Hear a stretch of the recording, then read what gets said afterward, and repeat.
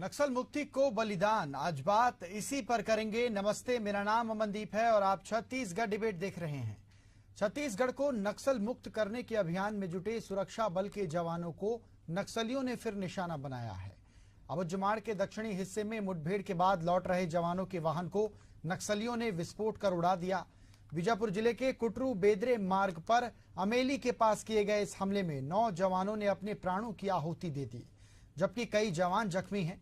बलिदान होने वाले जवान दंतेवाड़ा जिला रिजर्व गार्ड यानी डीआरजी के हैं। 4 दिनों तक जंगल में पैदल चलने के बाद जवान थके हुए थे, इसलिए पिकअप वाहन में सवार हो गए। इससे पहले मुठभेड़ के बाद सुरक्षा बलों को 2 महिला सहित 5 वर्दीधारी नक्सलियों के शव मिल चुके हैं। माना जा रहा है कि मारे गए नक्सली Dandakaranya special zonal committee PLGA platoon number 32 के वरिष्ठ कैडर हैं। मुठभेड़ स्थल से AK-47 सेल्फ लोडिंग राइफल और अन्य अत्याधुनिक हथियार भी बरामद कर लिए गए हैं। इधर केंद्र और राज्य सरकार नक्सलवाद से मुक्ति के लक्ष्य को लेकर आगे बढ़ रही है। केंद्रीय गृह मंत्री अमित शाह 31 मार्च 2026 तक देश को नक्सलवाद से मुक्त करने के लक्ष्य को ध्यान में रखते हुए अभियान चला रहे हैं।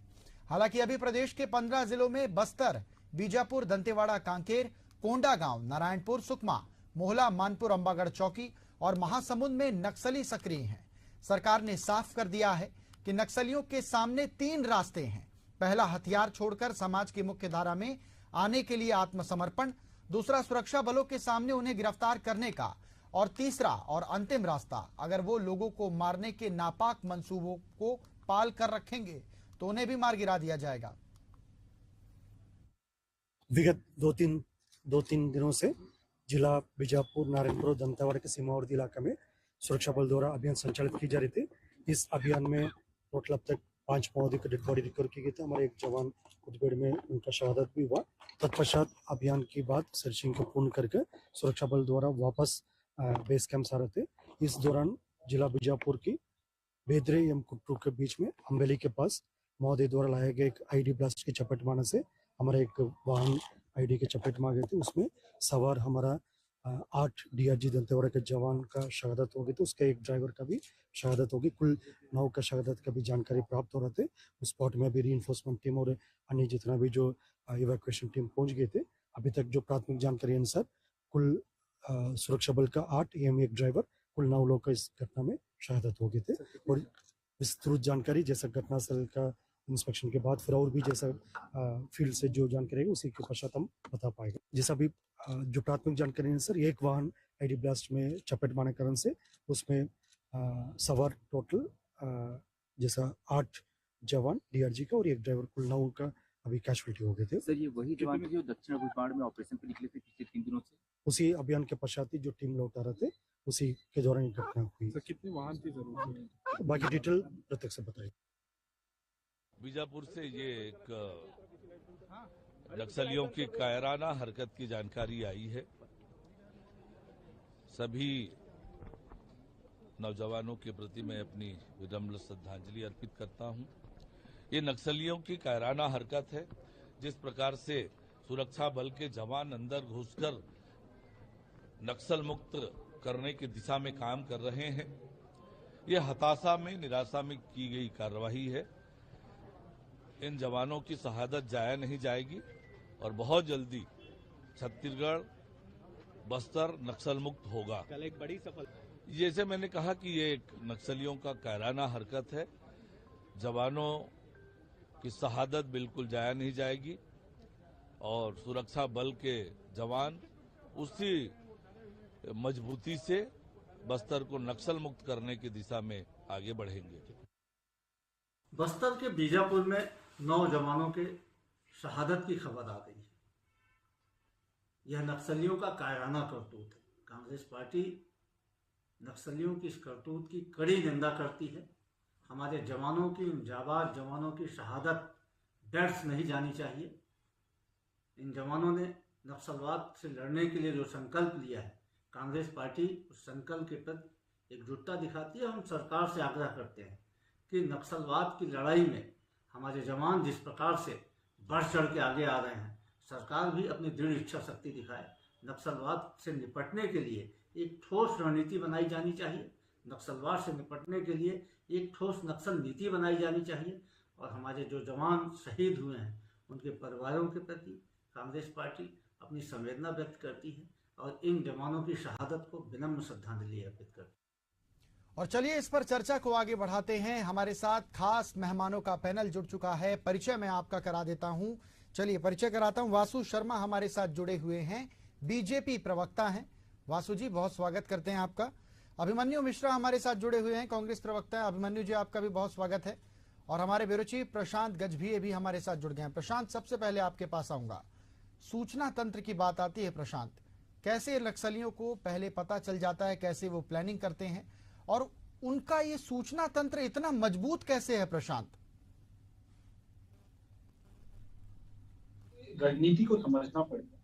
जो है हर समय जवानों के कैंप के पास जवान कभी भी मुठभेड़ के लिए जाते हैं, कभी भी ऑपरेशंस के लिए जाते हैं, तो उस दौरान जो है लगातार रैकी करते रहते हैं। जो ग्रामीण है, ग्रामीण वेशभूषा में नक्सली रहते हैं और उनकी रैकी करते हैं और रैकी करने के बाद लगातार सूचना जो है वो अपने ऊपर के कैडर्स को दे दिया करते हैं। और ऐसा ही कुछ वाकया आज के घटनाक्रम में भी देखने को और समझने को मिल रहा है, क्योंकि बिना रैकी किए इतना सटीक निशाना जो है वो नक्सली नहीं लगा सकते थे, इतना सटीक हमला जो है वो नक्सली नहीं कर सकते थे, क्योंकि 3 दिनों तक लगातार वो जवान जो है अबुझमाड़ के जंगलों में मुठभेड़ कर रहे थे। जवानों के साथ, जवान और नक्सलियों की जो मुठभेड़ हो रही थी उस दौरान ये वापस कब आएंगे इस बात की सूचना जो है मीडिया तक को नहीं थी।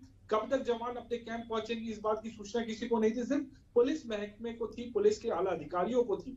लेकिन जब वो जवान उन इलाकों से गुजरते हैं तो ये समझिए कि वहां पे जो ग्रामीण वेशभूषा में नक्सली मौजूद रहते हैं वो अपने ऊपर के कैडेट्स को सूचना देते हैं और जब मौका देखते हैं कि किन इलाकों में पहुंचने पर और कहां पर उनकी आईडी लगी हुई है, वहां पर वो जो है जवानों को नुकसान पहुंचा सकते हैं। क्योंकि अमूमन हमने देखा है जब भी जवान वाहन का उपयोग करते हैं तब नक्सली इस तरीके की आईडी का उपयोग करते हैं और जवानों को बड़ा नुकसान पहुंचाते हैं। क्योंकि सबसे अहम बात यह है कि जो सड़क, जिस सड़क पे नक्सलियों ने ब्लास्ट किया है वो सड़क जो है वो कंक्रीट वाली सड़क थी। वो सड़क कहीं से भी जो है गिट्टी मुरुम वाली सड़क नहीं थी, वो सड़क मजबूत सड़क थी। और ऐसी सड़क पर नक्सली पहले से ही बम को लगा कर रखते हैं, आईडी को लगा कर रखते हैं, क्योंकि तुरंत में आईडी को लगा पाना ऐसी सड़कों में मुश्किल ही नहीं, असंभव है। ऐसे में नक्सली पहले से ये प्री प्लान था। बिल्कुल बिल्कुल प्रशांत, तो जिस तरीके से वो रेकी करते हैं और उनका सूचना तंत्र, ये हमारा फेलियर ही होगा। और वासु जी भी हैं हमारे साथ। वासु जी, सूचना तंत्र नक्सलियों का इतना मजबूत है, भनक लग जाती है कि जवान अभी अपना काम खत्म कर वापस लौट रहे हैं और नक्सलियों को ये पता चल जाता है, कितना बड़ा फेलियर है हमारा।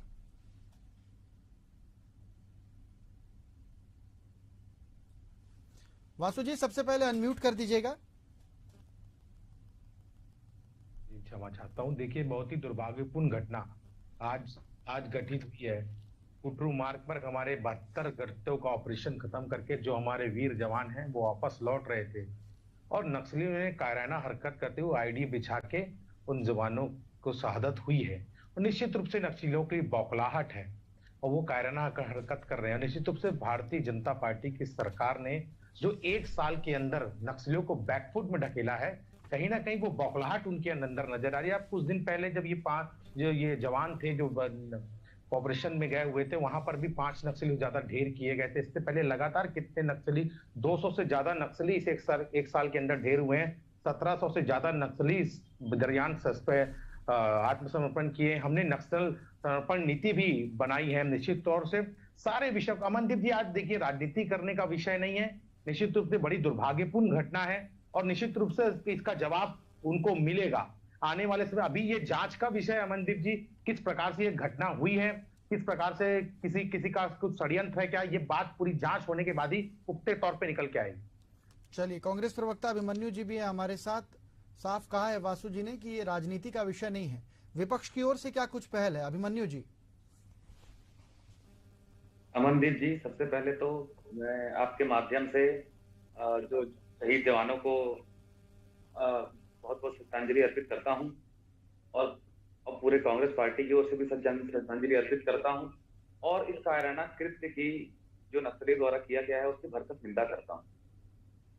देखिए, कहीं ना कहीं पिछले 6 सालों से नक्सलियों पर जो वार हो रहे हैं, आपको याद होगा लगभग 2022 के आसपास भी जब अमित शाह जी आए थे छत्तीसगढ़ में, उन्होंने कहा था यहाँ पर कि 80% जो नक्सलवाद है वो छत्तीसगढ़ से खत्म हो चुका है और 20% की लड़ाई जो बाकी बच गई है, जो कि हम आने वाले समय में लड़कर उन्हें भी खत्म करेंगे। देखिए, कहीं ना कहीं इंटेलिजेंस का फेलियर तो हुआ है। हमारे जो प्रशांत जी साथ में बैठे हैं वो जो बता रहे थे कि ये आईडी जो ब्लास्ट होता है, इसमें आईडी तुरंत नहीं लगे होते हैं, बहुत समय से ये आईडी प्लांट होते हैं और कई समय जब हो सकता है वो रोड नहीं बनी होगी उसके और पहले से आईडी वहां पे जगह जगह पे उन इलाकों में प्लांटेड रहते हैं जो कि सुदूर अंचल में होते हैं और घोर नक्सली इलाके होते हैं और उन पूरे चौक चौराहों का कच्चा चिट्ठा जो है नक्सलियों के पास होता है कि कहाँ उन्होंने बॉम्ब प्लांट कर रखे। तो बिल्कुल जब सर्च ऑपरेशन से और मुठभेड़ से जब ये वापस लौट रहे थे हमारे जवान, तो उन्होंने बौखलाहट में आकर ये हरकत की है। लेकिन सबसे बड़ा सवाल ये है जो सरकार शासन प्रशासन से पूछा जाने वाला कि जो जानकारी है, जो किसी को जानकारी नहीं थी कि कहाँ से वापस आ रहे हैं, कैसे वापस आ रहे हैं, और आपको ये भी जानकारी हमको है कि कुछ समय पहले ही गाड़ियों में वापस आना और इस तरह से वापस आना बंद कर चुकी थी जो है ये टुकड़ियां जो जाती हैं जंगलों में, क्योंकि आईडी ब्लास्ट के मामले लगातार सामने आ रहे थे। तो फिर क्यों अचानक से गाड़ी में ये वापस आ रहे थे? शायद हो सकता है कि जल्दबाजी में या अति उत्साह में कुछ काम हुआ हो, लेकिन कहीं ना कहीं एक बड़ा इंटेलिजेंस फेलियर तो है। इसके ऊपर ध्यान देना चाहिए। मैं वासु शर्मा जी की बात पर बिल्कुल, आज राजनीति करने का ये विषय नहीं है, ना आरोप प्रत्यारोप करने का विषय है आज, लेकिन फिर भी इंटेलिजेंस पर ये इतनी बड़ी अगर भूल हुई है तो कहीं ना कहीं वो ध्यान देने वाली बात है, और कहाँ से इतनी बड़ी बात लीक हो गई ये भी ध्यान देने वाली बात है। तो शहादत व्यर्थ नहीं जानी चाहिए। कांग्रेस पार्टी ये भी मांग करती है भारतीय जनता पार्टी की जो सरकार है उससे, और जितने भी इस प्रकार के अलोकतांत्रिक और लोकतंत्र विरोधी ताकतें हैं जो इस प्रकार के कृत्य करती हैं, उसके विरोध में जब भी सरकारें कोई भी आंदोलन करेंगी तो विपक्ष कांग्रेस पार्टी उनको साथ खड़ी मिलेगी। चलिए, बिल्कुल प्रशांत, आपका रुख करना चाहूंगा। इससे पहले जब प्रशांत आप मेरे साथ जुड़े हुए थे, मैंने ये प्रश्न आपसे पहले भी किया था कि लगातार जब इस तरीके की खबरें आती हैं कि लोन वर्राटू अभियान हो या पुनः नारकोम अभियान हो, नियत निर्णय योजना हो, लगातार नक्सली मुख्य धारा से जुड़ते हैं, सरेंडर करते हैं। लेकिन एक और जब इतनी बड़ी डेडलाइन सरकार की ओर की तरफ से दी जाती है, प्रशांत, समझने वाली बात है, मार्च 2026 की बात सामने निकल कर आती है और ये कहा जा रहा था, लगातार ये भी बात कही गई कि नक्सल अब धीरे धीरे कमजोर हो रहा है, बस्तर धीरे धीरे लाल आतंक से मुक्त होगा। लेकिन अभी 5 जनवरी हुई है प्रशांत, और जनवरी में नए साल की जो है वो शुरुआत नक्सलियों ने कर दी है। तो एक हिसाब से भयभीत करने का काम नक्सलियों ने कर दिया है। देखिए, इस चीज को समझना बहुत जरूरी है, क्योंकि ये इस बात से इनकार नहीं कर सकते कि नक्सल संगठन कमजोर हुआ है। नक्सल संगठन बिल्कुल कमजोर हुआ है। जिस तरीके से 2024 में घटनाक्रम रहा है और जिस तरीके से 2024 में पुलिस द्वारा जो ऑपरेशन चलाए गए हैं और लगातार जो सफलताएं मिली है, नक्सल संगठन बिल्कुल कमजोर हुआ है। और यही वजह है कि नक्सल संगठन अब धीरे धीरे करके बस्तर से पलायन भी कर रहा है। इस बात से कोई इनकार नहीं कर सकता। लेकिन नक्सली दोबारा से अपनी पैठ मजबूत करने के लिए हाथ पांव मार रहे हैं, दोबारा से उनकी स्थिति मजबूत हो जाए इस बात का प्रयास कर रहे हैं। और पिछले लंबे समय से नक्सली लगातार इस चूक का इंतजार कर रहे थे जो पुलिस महकमा बिल्कुल नहीं कर रही थी, और इस बार वो चूक हो गई और चूक हुई है। और नक्सलियों ने इस बात का फायदा उठाया है, क्योंकि बहुत ज्यादा संख्या में इस घटना को अंजाम देने के लिए नक्सलियों की जरूरत नहीं थी। अगर कमांड आईडी से नक्सलियों ने इस विस्फोट को अंजाम दिया है तो मात्र 2 से 3 नक्सली वहां पर मौजूद रहते हैं, या फिर महज एक नक्सली की मौजूदगी में भी इस तरीके की घटना को अंजाम दिया जा सकता है। क्योंकि इससे पहले भी हमने देखा है, और जब सरेंडर किया है नक्सलियों ने, जिन लोगों ने ब्लास्ट किया था, तो उनके द्वारा बताया भी गया है कि इस तरीके की कमांड आईडी को ब्लास्ट करने के लिए महज एक नक्सली की आवश्यकता होती है। लेकिन चूंकि बड़ा हमला करना था, बड़ा नुकसान पहुंचाना था, तो हो सकता है 2 से 3 नक्सली वहां पर मौजूद हो जो इस बात की सूचना दे रहे हो जो ब्लास्ट करने वाले नक्सली को कि वो लोग पहुंच रहे हैं, गाड़ियां पहुंच रही हैं, और जहां ब्लास्ट है उसकी सीध में जब पहुंचेगा तो फिर उसके बाद उसको ब्लास्ट करना है। तो इस बात से इनकार नहीं कर सकते कि नक्सली कमजोर हुए हैं। लेकिन सबसे अहम बात यह है कि नक्सली अब दोबारा अपने आप को मजबूत करने की कवायद में लगे हुए हैं, जो कि पुलिस महकमा होने नहीं दे रहा है। जिस बात का सबूत 2025 की शुरुआत में ही जवानों ने दे दिया था, जब अबुझमाड़ जैसे इलाके में, जहां पर पहले कभी जवानों को घुसने में भी खौफ हुआ करता था। जवान उन इलाकों में घुस नहीं सकते थे क्योंकि उन इलाकों की सूचनाएं नहीं मिलती थी जवानों को, उन इलाकों की संरचनाएं नहीं मालूम थी, किस तरीके से भौगोलिक परिस्थिति है ये नहीं जानते थे जवान। लेकिन अब वहां पे भी घुस रहे हैं और 5 नक्सलियों को ढेर भी किया जवानों ने। और ये वही जवान है जो उस टुकड़ी में मौजूद थे, उस मुठभेड़ में मौजूद थे, लेकिन वापस आते हुए जो चूक हुई उस चूक का इंतजार नक्सली कर रहे थे और उस चूक की वजह से जो खामियाजा है वो भुगतना पड़ा है। बिल्कुल बिल्कुल प्रशांत, चूक की बात सामने निकल कर आई है। प्रशांत, मैं वासु जी के पास जाऊंगा। वासु जी, चूक की बात सामने निकल कर आई है, जांच कमेटी बिठाएंगे? मुझे लगता है इस पर जांच होनी चाहिए। निश्चित तौर पे माननीय मुख्यमंत्री जी ने भी इस बात को कहा है कि कैसे हुआ है, और गृह मंत्री जी ने भी इस बात को कहा है। हम सारे मामले को देख रहे हैं, किस प्रकार से ये मामला निकल के आया है और किस प्रकार से ये बातें हुई हैं। सारे विषयों की जांच होगी और जांच के बाद जो भी निकल के आएगा उसमें निश्चित तौर पे कार्रवाई होगी। हमारी पत्रकार महोदय जो बताए थे, निश्चित रूप से आप इस बात को देखना पड़ेगा।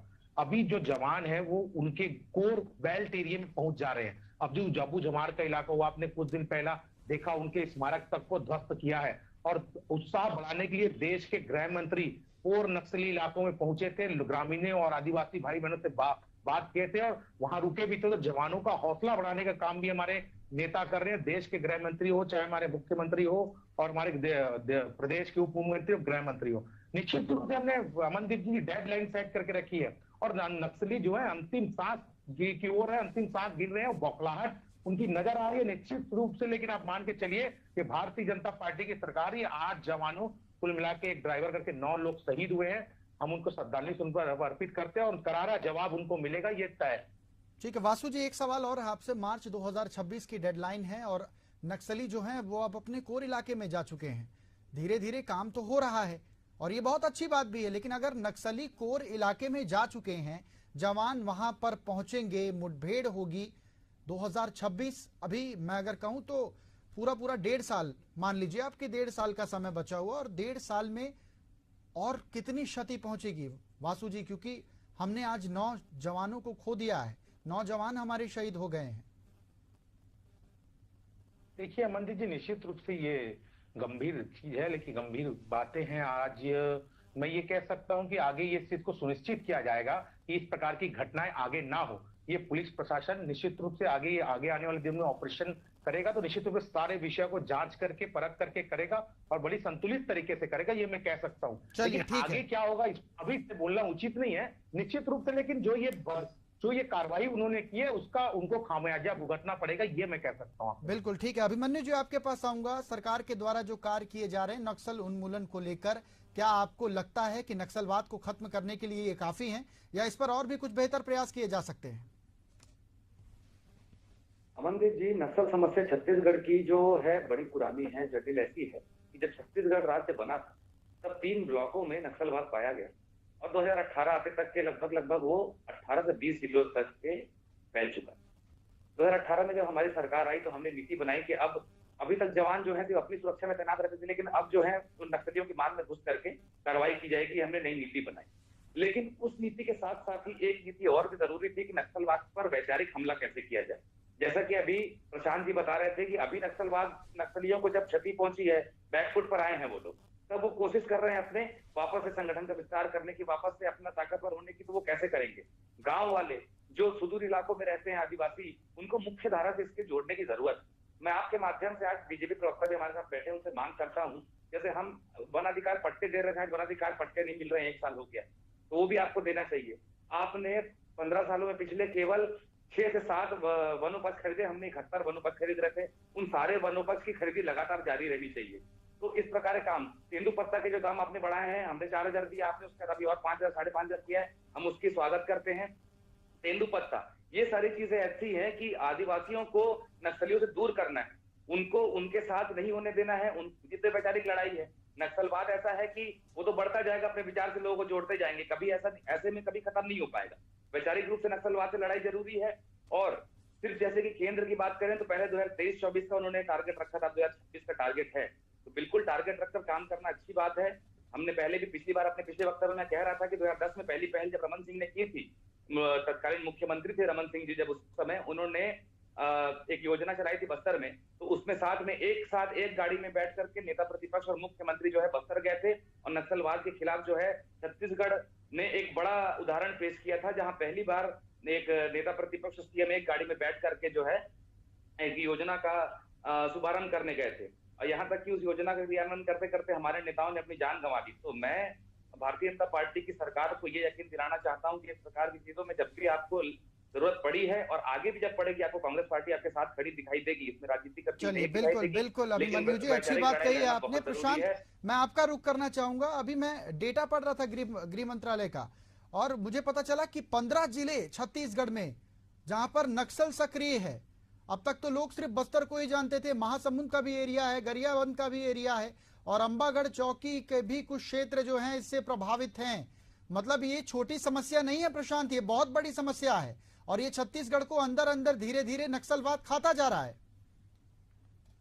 जी बिल्कुल, ये बड़ी समस्या है, इस बात से इनकार नहीं किया जा सकता। यही वजह है कि देश के गृह मंत्री की नजर सीधे बस्तर पर है और बस्तर लगातार वो दौरा भी कर रहे हैं और बस्तर के लिए उन्होंने एक डेडलाइन पे फिक्स किया है कि 2026 मार्च तक बस्तर से नक्सलवाद का खात्मा हो जाएगा और बस्तर से नक्सलवाद का खात्मा कर दिया जाएगा।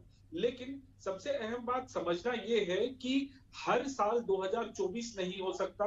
वो 2024 स्वर्णिम साल था पुलिस जवानों के लिए, लेकिन हर साल 2024 नहीं हो सकता। जिस तरीके की घटना आज हुई है, इस बात से इनकार भी नहीं किया जा सकता कि आगे भविष्य में और इस तरीके की घटना होगी, क्योंकि अभी बस्तर में जो लड़ाई चल रही है वो नक्सलवाद और पुलिस के बीच चल रही है और युद्ध में दोनों तरफ से नुकसान होता है। लेकिन इस बात को लेकर विचलित नहीं होना चाहिए, ना ही इस बात को लेकर कमियां निकालनी चाहिए। इस बात के साथ ये जरूर जोड़ना चाहिए कि जवानों का हौसला बना रहे और जवान जिस तरीके से 2024 में सफलता लेकर आए हैं उसी तरीके से 2025 और 2026 में भी सफलता लेकर आए, ताकि 2026 मार्च की जो डेडलाइन है और 2026 मार्च तक नक्सलवाद को खत्म कर दिया जाए।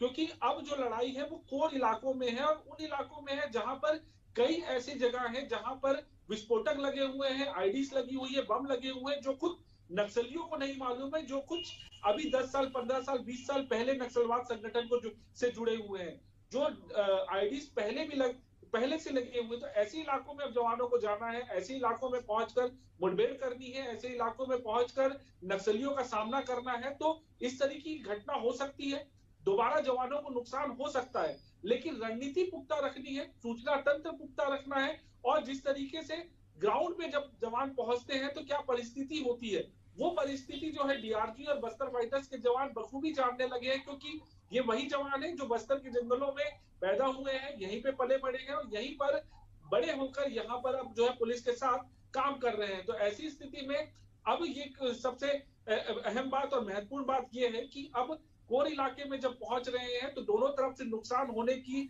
संभावनाएं बनी रहेगी। तो इसमें किसी भी प्रकार से कमियां निकालने के लिए हमें जवानों के हौसले को बढ़ाना चाहिए और जवानों के साथ जिस तरीके की परिस्थितियां 2024 में बनी, लगातार हौसला बढ़ता गया। चलिए बिल्कुल, तो सार्थक बातें आपकी तरफ से सामने निकल कर आई हैं प्रशांत की जवानों का हौसला बढ़ाना चाहिए, अपने सूचना तंत्र को मजबूत करना चाहिए और मुझे लगता है कि इस पर अमल जरूर किया जाना चाहिए। आप तीनों हमारे साथ जुड़े, अपना कीमती समय हमें दिया, इसके लिए बहुत धन्यवाद करते हैं आपका। तो छत्तीसगढ़ में आज बड़ी घटना हुई जहां पर 8 जवान और एक ड्राइवर यानी कुल 9 लोग काल के गाल में समा गए, शहीद हो गए। ये अपने आप में एक बड़ी खबर है, पूरे छत्तीसगढ़ को झकझोर देने वाली खबर है। हालांकि इस विषय पर राजनीति तो नहीं होनी चाहिए। पूरा एशियन न्यूज परिवार उन शहीदों को श्रद्धांजलि अर्पित करता है। इसी के साथ छत्तीसगढ़ डिबेट में फिलहाल इतना ही। मुझे दीजिए आज्ञा। नमस्कार।